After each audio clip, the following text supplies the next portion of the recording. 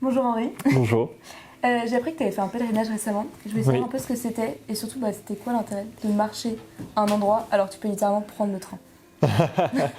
Effectivement, je me suis lancé sur toute l'année 2023, du 25 mars au 24 décembre, donc de l'Annonciation jusqu'à la Nativité, dans un grand pèlerinage autour de France pour aller de cathédrale en cathédrale. Les cathédrales étaient pour moi un prétexte pour voyager. Et puis petit à petit, ma démarche s'est vraiment faite pèlerine, un peu malgré moi d'ailleurs, j'avoue. Ça permet au corps de s'inscrire dans un rythme presque solaire en fait. On se lève avec le soleil, on se couche avec le soleil, on mange quand on a faim, on boit quand on a soif. Et en fait, ça occupe le corps et l'esprit se libère.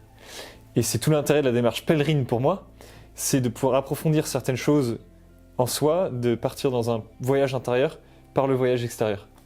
Okay. Voilà. Et du coup, pourquoi est-ce que tu as voulu partir, quel est le sens au début que tu as mis, puisque tu as dit que c'était pas pèlerin? C'est assez rigolo, puisque je me souviens en parler à ma mère quand j'étais au lycée dans la voiture. En fait, c'était une intuition profonde de vouloir découvrir mon pays, donc le découvrir dans sa profondeur avec ses paysages, ses habitants. Je dormais chez l'habitant, donc je mendiais le dîner et le logement. Je n'étais pas dans une démarche totale de mendicité, c'est-à-dire que j'avais quand même ma carte bancaire pour payer mes déjeuners. Mais voilà, et on va dire, le fil conducteur de tout ça, c'était deux questions. Première question, c'est pourquoi nos ancêtres ont construit des si beaux édifices religieux? Pourquoi ils ont fait ça? À quoi ça sert? Et deuxième question, qu'est-ce que ça dit de nous et de notre pays aujourd'hui? Et surtout, je me suis rendu compte que par la démarche pèlerine, en réalité, je suis allé aussi soulever d'autres questions beaucoup plus intimes, beaucoup plus profondes. Et je pense que ça a aussi beaucoup renforcé ma foi. aussi. Est-ce que tu avais déjà fait des pèlerinages aussi longs? Est-ce que tu étais déjà parti marcher? Aussi long, non. Okay. Non, j'avais déjà fait, beaucoup de pèlerinages. Moi, depuis que je sais marcher à peu près, je fais le pèlerinage de Chartres. Et après, j'ai fait des pèlerinages à Lourdes, à Fatima. J'en ai fait à l'étranger. Donc, j'ai toujours beaucoup marché. J'étais au scout. Okay. Au scout, on marche aussi beaucoup. On va dire toutes les grosses étapes de ma foi, je les ai franchies en marchant. On va dire les moments où on vient se réapproprier sa foi, moi, ça s'est passé par des moments d'aventure et de marche. Et tu me disais que tu avais été scout, est-ce que tu peux en parler un petit peu, me dire ce que c'est? Bah oui, avec joie. Le scoutisme, c'est une intuition absolument géniale de Baden-Powell et du père Sevin, qui l'a christianisé, on va dire, en France. Et c'est un peu la pédagogie chevaleresque appliquée à la jeunesse aujourd'hui.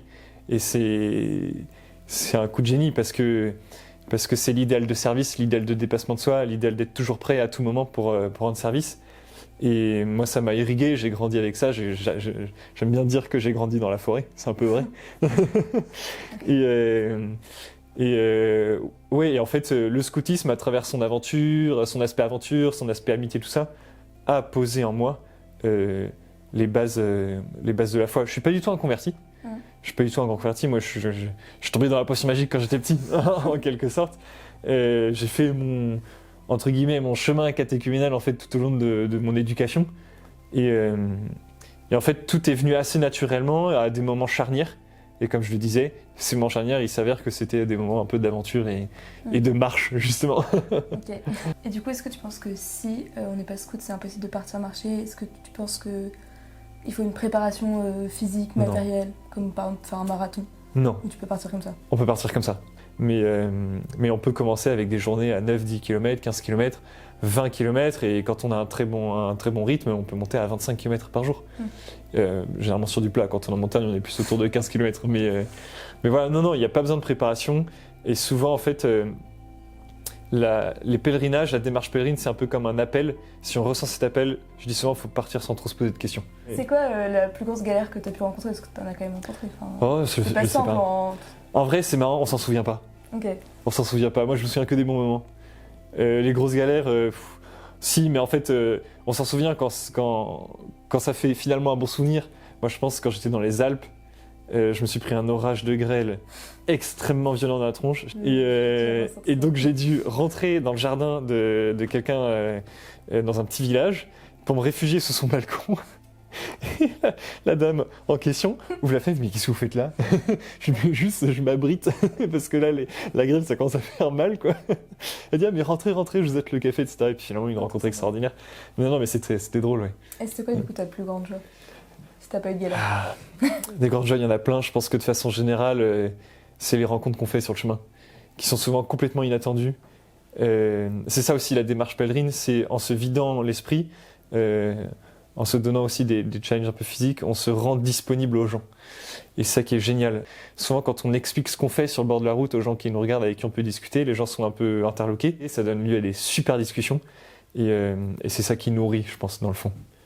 Et du coup, maintenant que c'est terminé, qu'est-ce que ça t'a apporté spirituellement, humainement? C'est difficile à répondre comme question. Je pense que ça m'a apporté surtout une très grande ouverture d'esprit, au sens noble du terme. C'est-à-dire arrêter de prendre les gens avec les premières impressions qu'on en a, mais les prendre tels qu'ils sont. Ça a beaucoup renforcé mon abandon à la providence. Et c'est aussi d'ailleurs pour ça que je recommande de faire ce genre de démarche, surtout à des moments charnières de notre vie. Parce que justement, on vient travailler l'abandon, et donc finalement, c'est plus nous qui prenons les décisions, c'est le Saint-Esprit et le bon Dieu. Ouais. Voilà. Donc quand on s'abandonne à l'événement, on part le matin, on ne sait pas, on va dormir le soir. On récite notre chapelet pendant la journée pour ça. Seigneur, chez qui je vais dormir ce soir? Faites que ce soit une belle rencontre, que ça porte du fruit, etc. Et donc je pense que c'est ça qui m'a apporté le plus. Okay. Et alors, question piège, quelle est la plus belle cathédrale pour toi? Je pourrais pas dire là. Je pourrais donner, on va dire, les 3 qui m'ont personnellement un peu marqué. Albi, parce que c'est une cathédrale à l'Occitane, donc brute de décoffrage à l'extérieur, une espèce de gros fort rouge en briques. Quand on rentre à l'intérieur, je ne veux pas divulgacher, mais c'est d'une splendeur absolument incroyable. Strasbourg, elle est connue, mais Strasbourg, c'est pour le foisonnement gothique flamboyant et toute la fantaisie médiévale qu'on peut y trouver. Elle est immense aussi. Et Bourges, parce que justement, c'est le gothique, mais dans le dénuement cistercien. C'est la splendeur du gothique dans la rudesse des moines, un peu. Ouais. Et c'est aussi extraordinaire. Et alors, dernière question, qu'est-ce que tu pourrais souhaiter à un jeune qui veut se convertir? Forcément, j'imagine, je connais pas ça, mais j'ai eu la chance quand même de discuter avec des convertis un peu tardifs. Souvent, ça amène de ce que j'en sais, c'est que ça amène des gros moments de doute sur sa vie. On remet en question beaucoup d'aspects de sa vie aussi. Lâchez rien, et si vous pensez que vous devez prendre des grosses décisions qui impactent votre vie à cause ou grâce à votre nouvelle foi, faites-le par la démarche pèlerine.